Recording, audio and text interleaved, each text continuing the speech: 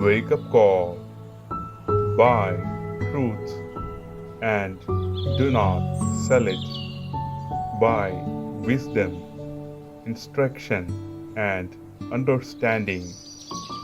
The book of Proverbs, chapter 23, verse 23.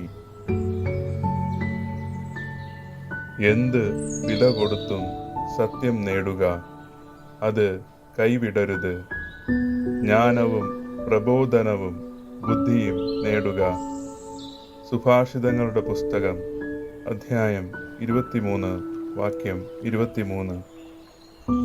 Good morning. ലൗദേതോർ യേശുസ് ക്രിസ്തുസ്.